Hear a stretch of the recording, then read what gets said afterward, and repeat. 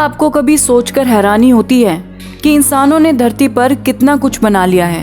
हमारे आसपास इन्वेंशन और इनोवेशन की बहुत सारी मिसालें हैं। स्पेस जाना भी अब बड़ी बात नहीं रही है, तो धरती पर एक जगह से दूसरी जगह जाना भी कुछ मुश्किल नहीं है। आपको दूसरी सिटी जाना हो या दूसरे कॉन्टिनेंट, सबका जुगाड़ इंसानों ने कर लिया है।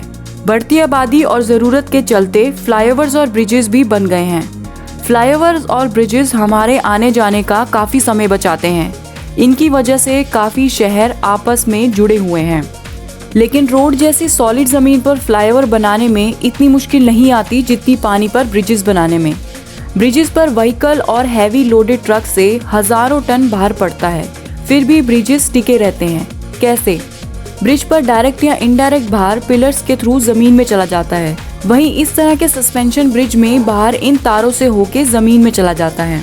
पानी के आसपास या उसके अंदर किसी तरह की कंस्ट्रक्शन करने में सबसे बड़ा चैलेंज होता है कि कंस्ट्रक्शन स्पेस में पानी को कैसे मैनेज किया जाए।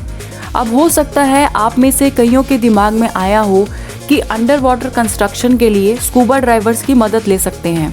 ये सच है कि इंसान स्कूबा के इक्विपमेंट के साथ पानी के नीचे सरवाइव कर सकता है और इससे काम भी कर सकता है। प्रोफेशनल डाइवर्स काफ़ी तरह के काम कर सकते हैं, जैसे कटिंग या किसी बिल्डिंग के ढांचे को ठीक करना।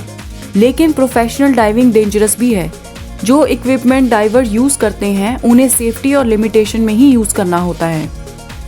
रिमोट से चलने वाले व्हीकल और सबमर्सिबल कुछ हद तक ये रिस्क को कम कर सकते हैं, लेकिन ये भी लिमिटेड काम ही कर सकते हैं। इसलिए ब्रिजेस को बनाने का अलग तरीका होता है। ब्रिज कैसे बनाना है ये डिपेंड करता है पानी की गहराई पर, उसके नीचे की ज़मीन पर, ब्रिज की लंबाई और उसके वेट टॉलरेंस पर। अब कोई भी बिल्डिंग बनाने के लिए सबसे इम्पॉर्टेंट चीज़ होती है उसकी नींव। अगर नींव मजबूत होगी तो उसके ऊपर बनाई गई बिल्डिंग या इंफ्रास्ट्रक्चर को अपने आप मजबूती मिल जाती है। लेकिन अब सोचने की बात है कि पानी में नींव को मजबूत कैसे बनाया जाए। इसलिए बहुत सारे अंडर वाटर कंस्ट्रक्शन में पानी को हटाकर काम किया जाता है, जिसे डी वाटरिंग कहते हैं। और इन सब कंस्ट्रक्शन मेथड का एक ही गोल होता है कि उस जगह को ड्राई और सेफ रखना और पानी हटाते रहना, नहीं तो उस जगह पर काम करना इम्पॉसिबल हो जाता है। अब इन काफ़ी सारे डी वाटरिंग प्लान में बेस होता है कॉफर डैम।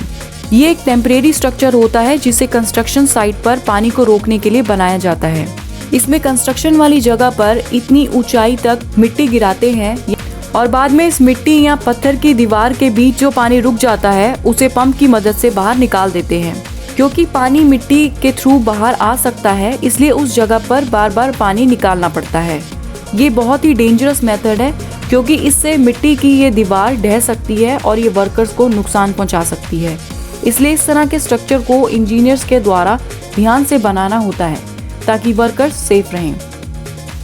इसके अलावा कॉफर डैम मेथड में इंटरलॉक होने वाले स्टील प्लेट यूज किए जाते हैं, जिसे जमीन की सतह पर गाड़ दिया जाता है और वाटर पंप की मदद से इसके अंदर का सारा पानी बाहर निकाल देते हैं। इन स्टील की प्लेट से एक शील्ड बन जाती है, जिससे वो जगह ड्राई रहती है और वर्कर्स को काम करने में आसानी रहती है।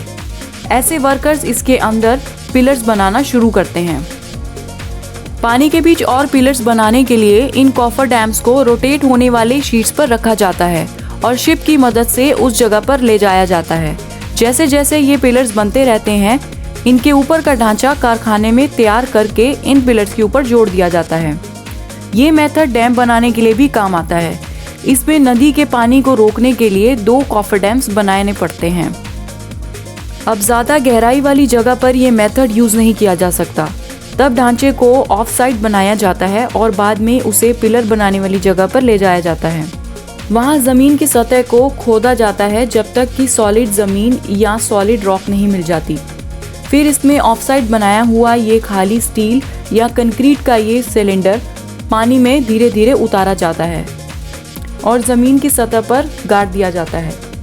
फिर इसके अंदर के पानी को वाटर पंप से बाहर निकाल देते हैं और इसमें ट्यूब की मदद से कंक्रीट डाला जाता है ताकि पिलर्स को मजबूती मिल सके। तो इस तरह पानी में ब्रिजेस बनाए जाते हैं। वैसे तो इस तरह के आर्किटेक्ट बहुत ही ध्यान से और अंडर गाइडेंस ही बनाए जाते हैं, लेकिन कई बार ब्रिज बनाते वक्त समुद्र या नदी की तेज बहाव से कॉफर डैम और डैम्स ढह जाते हैं और कई बार नींव ना मजबूत होने पर ब्रिज लेकिन ये नुकसान सिर्फ इंसानों तक ही सीमित नहीं है। इस तरह के कंस्ट्रक्शन और शिप से नॉइस पोल्यूशन होता है।